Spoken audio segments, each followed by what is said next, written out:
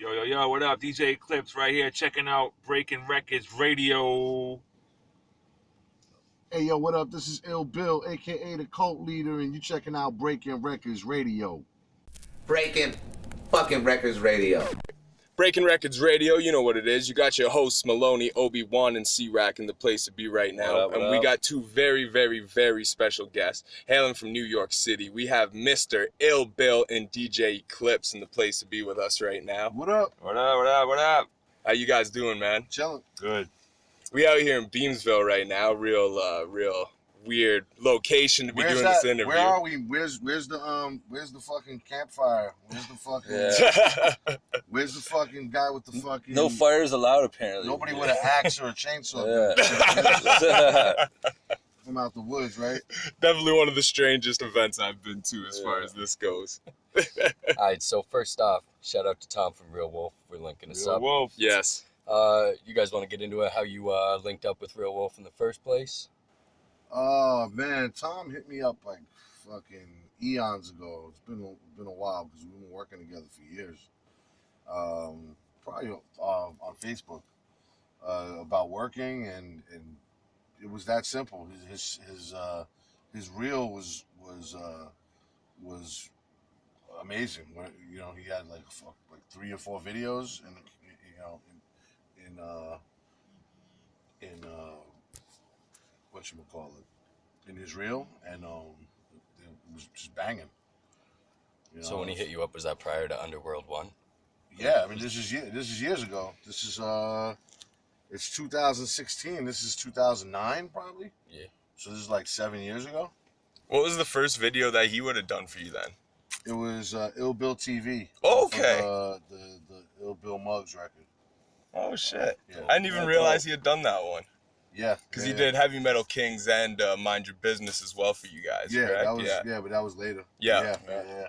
The very first one was Ill Bill TV, and his reel was just dope. Like he didn't have a lot. It was like 3 videos I think he had done up until that point, but it just was really dope. And it's a pretty cool story because there was an idea. The idea of the video itself, it was an idea that I had been sitting on for a while, and the reason why I had been sitting on it was because every time I would ask a potential video director if they could pull it off, they would be like, "Sure, we could pull it off, but it'll cost $20,000 or $25,000," and needless to say, we're not, we weren't going to be spending that much money on a video, so it never happened. So when Tom approached me, he was like, "Man, if we could do anything,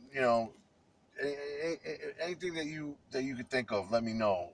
Like if we could do anything you want, what would it be?" And just, kind of just joking around. I wasn't really serious. I told him, the $20,000 idea, and he was like, "Hell yeah, I could do that." I'm like, "Okay, well, how much would it cost?" He was like, "Nah, I'll do it for free." Shit, eh? And in the end, he didn't do it for free in the end because it would have been impossible to do it free. Yeah, It cost money, but you know what? Nobody made money on that video, and we ended up spending probably between $500 and $1,000 on that video. Crazy. And it looks like a $25,000 video. Yeah. If I told someone I paid $20,000 for it, especially at that time, because since then computer graphics, just his work has just gotten so much better with time and experience. Yeah. That it's even better. His videos look, we could spend that much, and his videos look like they costed even more than $20,000. Yeah, you guys have a chance to check out the Hail the Villains yet? Yeah, it's crazy. Yeah. Came out real dope. So man, it's just a long running relationship, and he's the homie as well. Nonfiction went on tour last year. We did Canada, and Tom came on the road with us just to chill and just roll with us, help us out on the road. So, and that had nothing to do with videos or anything. It's just, he's just a homie. Just on the strength. Yeah, just on the strength. Just to kind of, I guess for him, it was kind of like a vacation. Yeah. So it was dope. That's dope, man. And would you say that the video for Ill Bill TV, it turned out how you envisioned it? Oh yeah, it was beyond my expectations. That's incredible. And I was blown away by how much it costed us versus what other people were telling us it was going to cost. You know? Yeah. It's just like, It just shows how much they were pocketing. yeah, I mean, at the end of the day, it's just, Tom was, he called in a bunch of favors, and obviously time and favors and shit like that is equivalent to money, but it really didn't, in cash, it really didn't cost us much, and he made it happen. Definitely killed you. You should check that video out. It's dope. It was a lot of gunplay. A lot of people get shot. That sounds like Real Wolf. That horror theme, everything. Yeah, man. Word up. All right, well, I'm going to take it back a little bit with this one, because being that we got 2 members of the group Nonfiction here right now. But I read that MC Search was instrumental in the beginning of Nonfiction. Yeah, me and Search started Nonfiction. Really? Yeah. Okay. Yeah, he was in the group. Really? Yeah. And then so what, like, how did it progress from there? How do you, like, what ended up transpiring for him to leave? Well, what happened was when we first started, when me and him started working together, there was a bunch of different ideas on what we were going to do. Yeah. At first, it was just there was a bunch of different ideas. What ended up happening was, we decided we wanted to start a crew. And at the end, like at first we were gonna do third base again. There was all kinds of different conversations on what we would be like Pete Nice's replacement. We talked about that. I mean, we talked about that for about a day.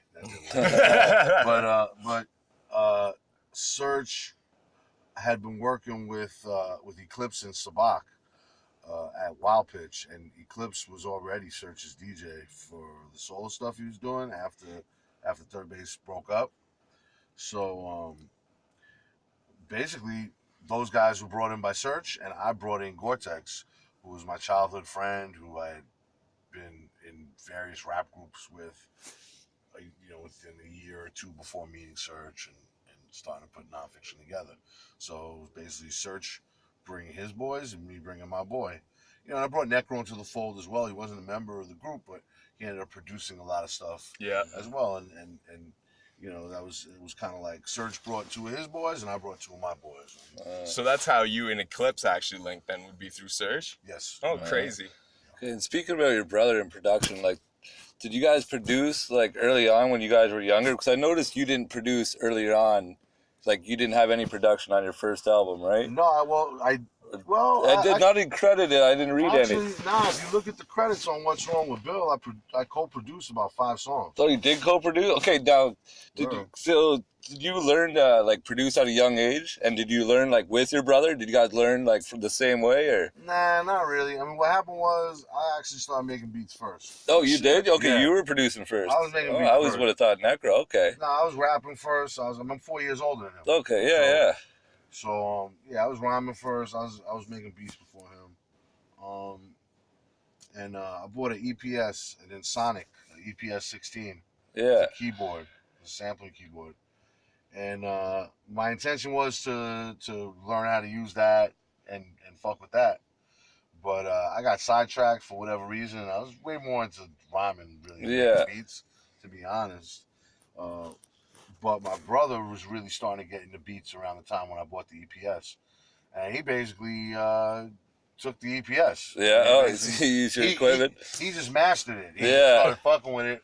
While I was busy writing rhymes, he was fucking with the EPS.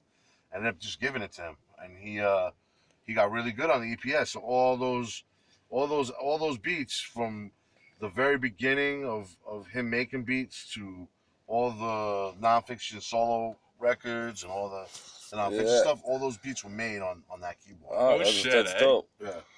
That's That's crazy. Speaking of beats on the Futures now, this wasn't said by either of you two, but maybe you can shed some insider knowledge on it. The Necro was quoted saying, suggesting that the Black Helicopters beat could have at one point became an Eminem beat. Well, he gave it to Eminem. I was with him when he gave it to Eminem. Oh, really? Oh Yeah. shit. And Eminem liked it. He was feeling it. Really? So yeah, it could have. Yeah, I mean, it could have. He just didn't. But he ended up not using it. Good Oh, thing, 'cause shit. Black Helicopters is a dope joint. Yeah, I mean, yeah. Obviously, if he would have used it, it would have been off the table. But like, he had it for like a year. He didn't use it, and I was just like, yo, what's up with this beat? I don't know. Yeah. He hadn't just given it to M. He gave it to a few other people, Mhm. but it just didn't. nobody ended up fucking with it. So I knew the shit was hot. So I Yeah, grabbed it. fuck yeah. And actually, also speaking of Future Is Now, that would have been the first time that you and Premier worked together as well, would it not? Yes. How did the relationship with you and Premier come about? That's Eclipse to build on that one. Yeah. It came from through Eclipse. Yeah, it was more of like a, me and Preem was kind of cool on the DJ, tip. So Yeah. it's like, fellow DJ type thing. And he used to come into Fat Beats and shop. And so we kind of had a little bit of a rapport. And so Okay. when it was Did time, you work at Fat Beats? Yeah. Okay, cool. Yeah. That's Yeah, crazy. we both did. He was my boss. Oh, word, eh? Okay. Okay. So when it was time for us to make the album, like we all kind of pulled our resources together and reached out to, the people that we wanted to work with. Yeah. So it was, the Premier and, Pete Rock and, Large Pro. It was like, Beat Nuts. We all kind of like just went after all the people that we knew that we were fans of. And so It's like a dream team. yeah, basically. Yeah. It's kind of like an Illmatic in a sense, like the Dream Team producers Sure. I mean, you got that's, on there. that's something that we didn't really realize that at the time we were doing it until after we did it. We looked back at it and be like, oh, you know what? Like, that was the first time since Illmatic that Large Pro, Pete Rock, and Premier were on the same album. And for an underground That's collective coming straight out of New York City, you know what I mean? Like, that's pretty... Sure. That's a lot to accomplish, I'd say. Well, Like, it's surprising that we did that, or that it was us that did it. Yeah. Because Illmatic came out in like '94, and Futures Now dropped in 2002. So it's bugged out that 8 years passed before these three producers were on a record, all three. It's kind of like Yeah, because disappointing in a way. Sure. That like it took that long, but at the same time, we're glad we're the ones that did it, Yeah, because even Stillmatic would have been out by that point, and it didn't even touch up on all those producers. Nah, you think somebody would have put those guys together on some record. No, that's what I say. It's like a dream team right there, like the producers. Yeah, And that's why people are still talking about it 20 years later. I hope that's not the only reason. Well, no, but you know what I mean. People were. That definitely, the backdrop is a classic backdrop is there for you guys. Absolutely. All right, so I read something that when you guys, Area 51's the studio that you guys built with your forwarded check, right? With when you got signed.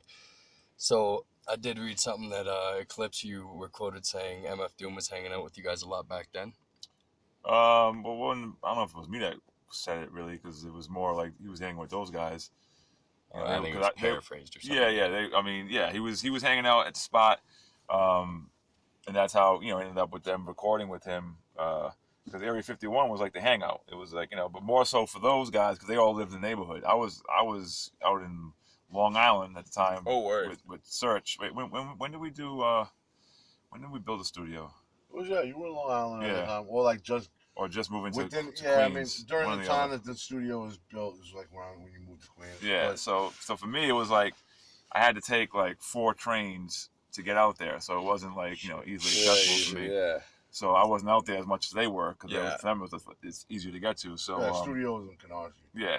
So I would go there when I needed to be there. When it was time to like lay down scratches, stuff like that. That's when I would go. Me and Gore-Tex were there every day. Right. They were there all the time. So it was like a hangout. So that's like people, their boys would be coming through. And, so that's how that whole thing with Doom hanging out over there. Who's some other recognizable names that you guys used to have kicking in the Area 51 studio? I mean, everybody from the New York indie hip hop scene, from Doom to the Arsonists to Company Flow. I mean, name a group. You know what I mean? Like we were friends with everybody, so it's just a matter of if I was gonna hook up with L, from Cold Flow at that time, I'd either go check him or he'd come check us. So it was a lot of times people would just come check us at our studio. So, like you guys mentioned last year, you guys reunited as Nonfiction. Did you do just a string of shows, or did you do a tour? We did. I don't know. I mean, it's the same. I don't know. Would you consider a tour and a string show? I don't know. We did a bunch of shows. We did. Yeah, a bunch of shows. Yeah, I mean, we did as much as we could. Sabak's schedule isn't as open as it was 20 years ago. He's in the school system, and so he doesn't really have that much time off. So we ended up like he had to take off leave from work to do like the Canadian tour and to do the European tour we did with Jedi Mind Tricks. It's like he had to take time off from work. So after he took off those 2 weeks for Canada, 2 weeks for Europe, he didn't have any more time off. So everything else we did after that had to be like weekend dates, you know. So we did like 2-3 shows on the East Coast, you know, we did stuff like that. So scatter and fly basically, around. so that's how we weren't able to really do as much as we wanted to do. Yeah, that makes it a lot more difficult when you're constantly flying in and out too, right? Yeah, Yeah. exactly. So is there any possibilities of getting any new nonfiction joints, or is that happily put in the past at this point? No, it's stuff, you know, stuff we're talking about, you know, again, like being that it was a reunion of the group, we wanted to first test the waters and just make sure that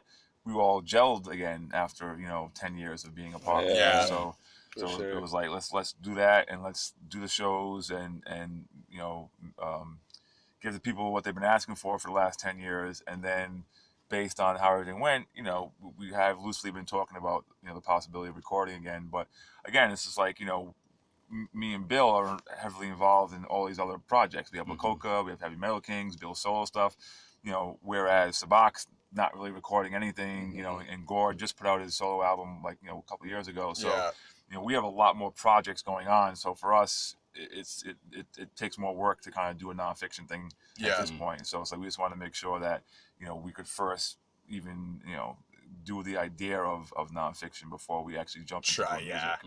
Actually making it happen. Yeah. Bobby, have you guys heard the Septic Ram record? No. That's one that's the new joint. the new one coming out, right? No, it's out. Oh, it's out? No, It's out. I didn't know it was out. Joint produced by Moss and Sick Nature. Yeah, it came out like 2 months ago. It's called Septic Ram. Gore-Tex featured on 3 songs. Oh shit. It's weird Yeah, seeing so his Actually, I've heard. So that's 2 out of 3 MCs of nonfiction. Yeah. You got on 3 songs. So, you know, if you do your homework, you'll know that, yeah, there's probably going to be nonfiction music coming soon. It's just a matter of time. And speaking of new music, Sean Price actually said he had an album he was doing with you, a project, and like he passed away a year ago, I think it was, a few days ago, and we were just wondering, like, did you have any tracks from that, like, shelved, or did you guys do that, or was that shelved? I mean, there's stuff that was worked on. Yeah, I was just what, yeah. It is what it is. No chance of that seeing the light of day though. Any songs? No. I mean, I don't know. Yeah. That's not really. It's not even really up to me. Yeah. Yeah. You know. Actually curious too, because the first time I ever seen you perform, I met Eclipse that night too, but this was years ago. It was in Toronto at Revival, and Sean Price was on tour. Helter Skelter was on tour opening for you guys. They just put out their oh shit, what was the name of the album with the masks on? Dirt. Dirt. The Dirt. Yeah, where they're pushing the Dirt out. Yeah. But I'm just curious, like, what is because he's a hilarious dude. Like, what's your funniest Sean Price moment that you can remember through all the time being on the road with him and everything? Maybe an unheard one. I mean, there's so many. It's hard to, you know, it's hard to say. It's kind of, you know, Sean's just a really funny guy, not trying to be funny. Yeah. Yeah, for sure. He's just a naturally funny dude. Like, to me, I think he could have. We joked about it all the time that he could have been a stand-up comedian professionally if he wanted to. I think maybe one time stands out for me when we were on tour. Forgot where we were. We might have been like in like Colorado or somewhere, but you know, we like to blow off steam when we're on tour sometimes, and Sean decided to trash the dressing room one night, and you know, it wasn't like he was trying to hurt anybody or anything of that nature. He was just kind of like trying to hurt the table. You know, like picking up the table, a couple chairs, throwing it at the wall. And I remember a promoter came backstage while this was happening, and for some reason thought it was his fault that Sean was doing that. And Sean was upset. But Sean wasn't upset at all. He was just, you know, throwing a chair at the wall. Yeah. You know, just blowing off some steam. Yeah. And, That's when we threw like a sandwich against the wall or something. yeah, it just like, he threw multiple sandwiches. And I just remember the promoter coming backstage and being terrified, and Sean just turning around and just kind of smiling right in his putting him at ease. You know, of course, even though he felt like, you know, he felt like he wasn't going to get beat up anymore. He was still baffled. He was confused as to what was going on, and we were just laughing about it. All right. 1 second, I'm gonna jump out. I'm gonna see what if Jesse needs us for the show thing yet. So continue.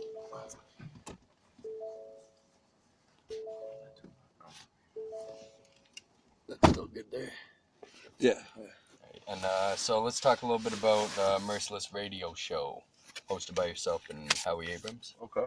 So tell the people a little bit what they can expect on the show. You're on your 42nd episode or 43rd, I believe. We just dropped episode 43 yesterday. It's a metal show. It's like not just metal, but actually punk and metal. We play a lot of 80s shit.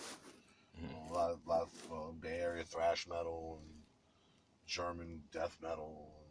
And kinds of cool shit. Cool Canadian bands like Voivod. And you know, it's a metal show pretty much, you know, like a hard rock metal show. We even play some hair metal, you know. You might hear a Motley Crue or a Dokken song or Quiet Riot song. We play a lot of new wave of British heavy metal stuff too. A lot of Maiden and classic Judas Priest and Black Sabbath and all that. It's kind of like it's almost like an educational kind of show in a way, because whenever we'll play a few songs and then we'll talk a bit. Originally, actually, the show started out, it was a radio show.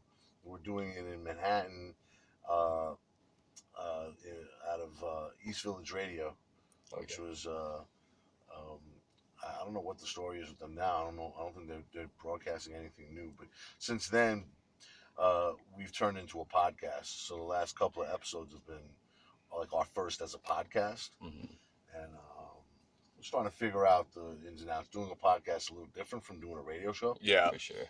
But we're having a lot of fun with it.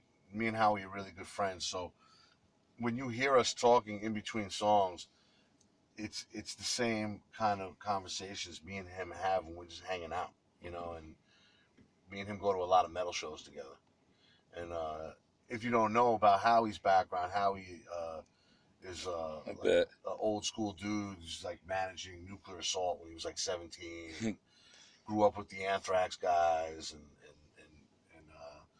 has been an A&R for years. Signed Sick of It All to their first record deal. Madball to their first record deal. I remember a ton of other bands. And you know, is now actually running a publishing company and writing books. And he just finished a biography on HR from Bad Brains. Oh shit! It's coming out in January. Yeah, you worked with him on a track on Hour of Reprisal or something like that. HR, yeah. I actually worked with him on the Grammy Awards also. Right. Yeah, I worked with him on a couple of tracks over the years. Well, now with that segue, you've also worked with Howard Jones from Killswitch, Bad Brains, Max from Soulfly. Yep. Is there any plans of you doing a full-fledged metal? We know that you're a big influence with metal, with the radio show, with the Slayer references and autobiography. And I mean, anything's possible. I mean, I wouldn't mind. I play bass. I mean, I wouldn't mind playing in a band if it's the right situation.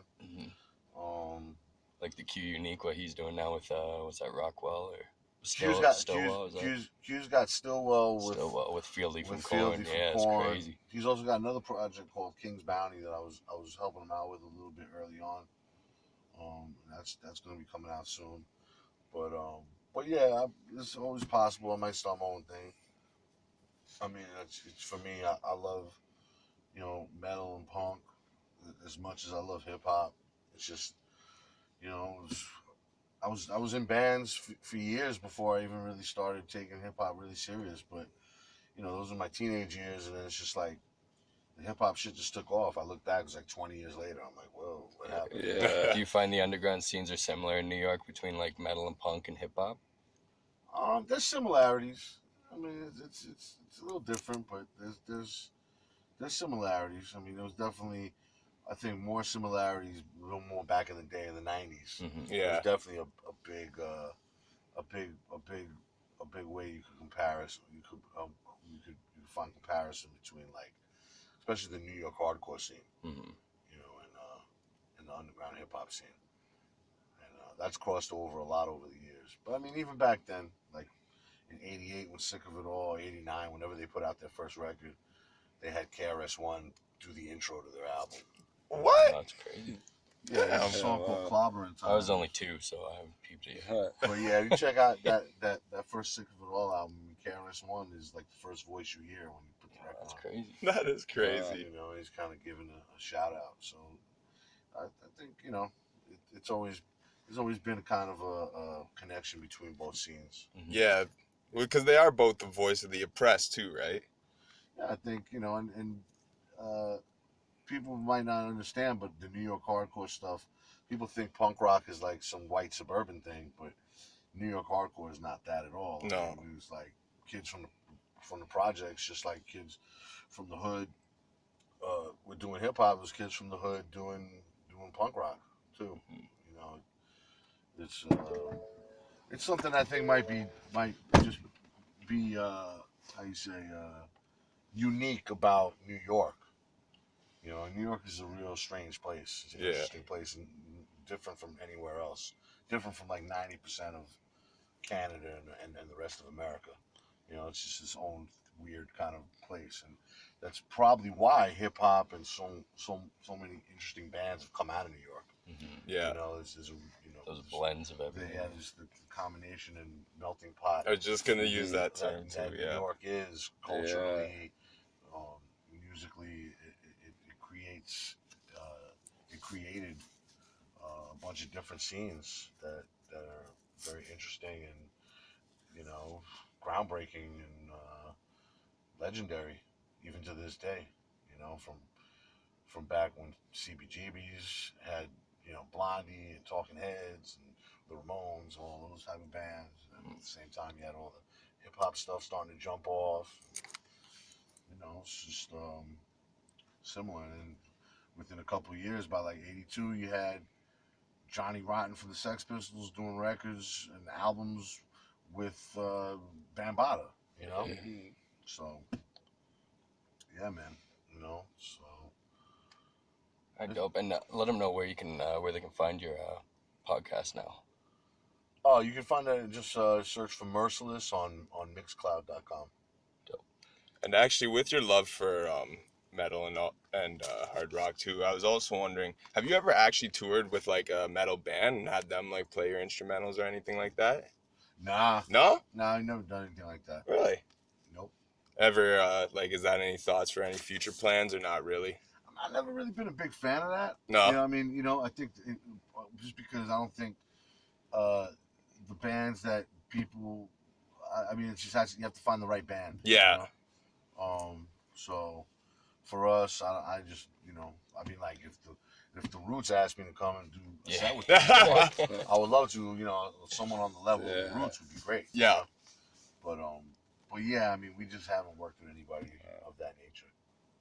I mean, we did some stuff with Steph from the Deftones and the Fear Factory guys on the first on the nonfiction record, Futures Now, the CIA remix. But we never actually performed it live with them.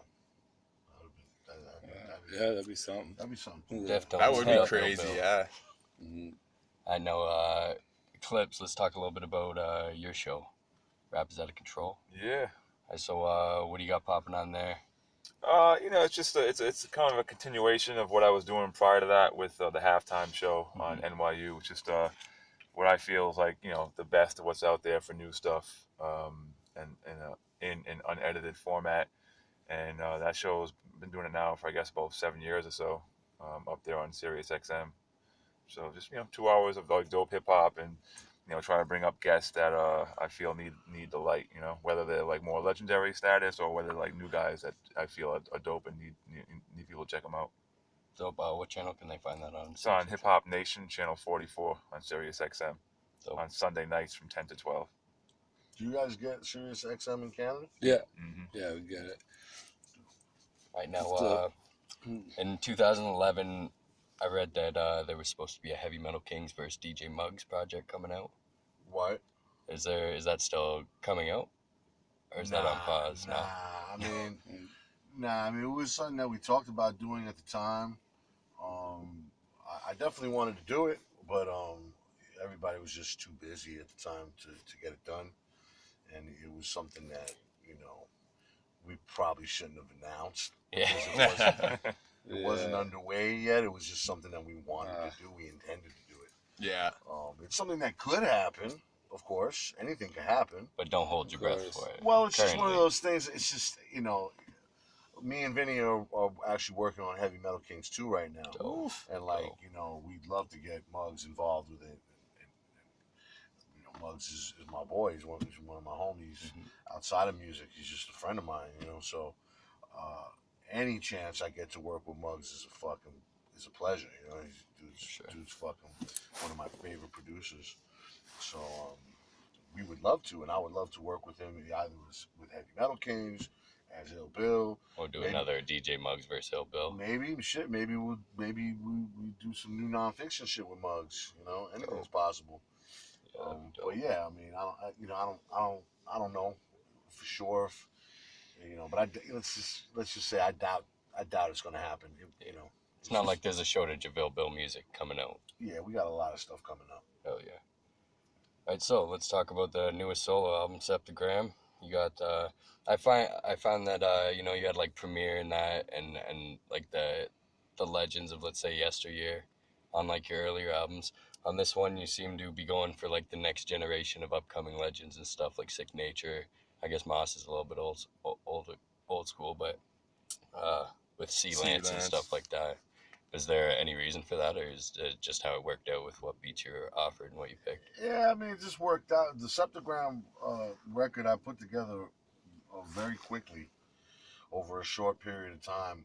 It was initially it was more like just kind of a mixtape kind of thing, and as I started working on it and getting it done, it just shaped up to be more of a serious project. And I think mixtape, when you call something a mixtape, it kind of belittles it. Yeah, devalues it almost. Yeah, and I think I think I knew once it was done and I gave it a good listen that it was more than just a mixtape. So, but there wasn't really too much premeditation put into it, as opposed to like the Grammy Awards, where like I really put a lot of thought and preparation into it. I would say Septic Ram was more kind of spontaneous. Yeah. And I had a lot of fun making it. The thing about Septic Ram is I haven't put anything out for 3 years. If you look at the time that's passed between the Grammy Awards and Septic Ram, it's been like a 3-year gap. Kind of flew by, but I was gonna say, it didn't even seem like that long. Yeah, but I'm still banging Hour of Reprisals. That's great, and I'm glad that the other stuff still resonates, and that I was able to get away with taking a 3-year break. Yeah, for sure. But regardless, there was a 3-year break, and I think around the time I started working on Septic Ram, I've kind of had a little bit of ants in my pants. Like I was like feeling kind of rushed, just amped to get something out, And well, it worked out nice with the features now with the 20th anniversary for Nonfiction that you guys did like the ultimate vinyl release and stuff like that, right? With the cassettes. Right. So at least that gave him something in the meantime. Yeah, I mean, and during the 3 years, during that time, we actually recorded a brand new Lakota album, which we just mixed and mastered it and handed it in. Shit. So that's coming out. Is there anything you can leak about that? Like any of the producers or features you guys got on there? Yeah, it's coming out November 4th. Lethal did a bunch of joints on it as usual. Dope. He's our in-house guy, so that's our dude. But we've got Sick Nature on the record. Who else we have beat wise? We've got J57 did a joint. Nice. Are you producing any off the album? I didn't do anything on the Coca Nope. record, on the new Okay. Coca record. I didn't do anything. I did a couple on Septic Ram, but nah. This record I didn't do any. Marco Polo did a joint. Ooh, nice. Uh, Is that your first time working with Polo? Nah, I've done a couple of joints for him for his Okay. projects in the past, but this is the first time he's done something for on you. one of my projects. Yeah. We got a beat from Salam Rec. If you're familiar with him, he's the in-house guy for the Dog Pound. Okay. Does a lot of work with Snoop and those guys. Oh shit. Cypress Hill guys. Works real close with Be Real as well. Feature-wise, we've got Sick Jackin' on a couple of songs. Dope. Alright. It's one of my That's favorites. kind of that's like traditional for Yeah, us. for sure. This is the third La Coca album that he's been on 2 songs on every record. And Vinny's on the record. Got Vinny Paz joint. Dope. And Q's on there. Nice. My boy Scam 2 is on there. Right Hook from Boston is a new up-and-coming dude. Slane's been taking him on tour with him a bunch. He did a couple hooks on the record, and I think he spit a verse on another track. I think Right Hook's on the album more than anybody else. Word, eh? Yeah, aside from the group itself. Yeah. But yeah, Static Selected did a joint. That's sick. Was that your guys? Is that the first time he produced for you as well? Nah, Static produced the first track on the last La Coca album. Oh, get out of here. Yeah, my Universe. Oh shit. Yeah, Static produced it. Okay. And yeah, I've worked with Static. This was probably like the 3rd or 4th time I worked with Static. Static did a joint for Slane that had me, Slane, and Action Bronson on it. She came out like 3-4 years ago. Oh, I think I remember that one. Got that, and yeah, I'm on a few Static beats. Okay. But yeah, I mean, I'm probably leaving somebody out production wise. Shit. Who did I Need Help? Leaf Dog? Yes. Yeah, Leaf Dog is on there too. He's an upcoming dude. And you said that drops what, November 2nd? November 4th. November 4th, okay. Yeah. How'd you guys link up with Bun B for the first Coca? Bun B was when we were working on that first La Coca album. When we first put the group together, we made a pact. It didn't last beyond the first record, but when we were making that first record, we made an agreement that we would only record while we were all chilling in the room together. Yeah. And because of that, because most of the group was living in LA, we recorded the whole record in LA in Lethal Studio. And Lethal had this spot, used to be like Jimi Hendrix's studio, like back in the day. It was right behind the Capitol Records building, which is like a real legendary building in LA. And it's like right in Hollywood, like just like in the Hollywood area. And because of where the studio was located, it was kind of a hot spot while we were recording the album. A couple of years when we were working on it, everybody would come through the studios. Be Real was there every night. Sick Jackin', Cycle Realm dudes. Knocked over the mic. What happened? Knocked over the mic. Got it. I'll make sure that's not on.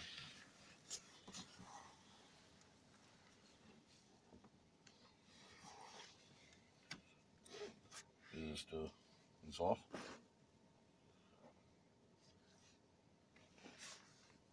I still got mine rolling either way. Okay. Yeah. So, yeah, I mean, we just had so many people. The thing with La Coca is when La Coca first started, a lot of people were kind of in La Coca. Like it wasn't as finalized. The lineup wasn't. We didn't know what it was going to end up being in the end. Especially like the first year. Be Real could have easily ended up being in La Coca, alternate reality. You know what I mean? Like, it wouldn't have been a big deal. It could have happened. Yeah, that struck me as a real odd combination, like Bump B and La Coca. Because I mean, I don't know, I'm used to like older I felt UGK like that and stuff, too, right? actually. But once I took it in, I ended up But the being song my favorite was joint on but, there. flawless. but you know what? Bum B listens to a lot of underground hip hop and likes a lot of East Coast rap as opposed to I think a lot of the more down south rappers probably weren't really tuned into what we were doing, but Bun was up on it, and I don't really know Bun like that, but Everlast is good friends with Bun. Okay. And, so that wasn't no big deal at all. It just kind of just happened. I think Bun B just passed by the studio one day and we just made it happen. Yeah, it was that's just how it was when we were recording that first record. So many people just coming in and out of the studio and what you guys working on? What's going on? There was a good buzz around La Coca at that time. It was like I think people were really excited about the idea of a supergroup.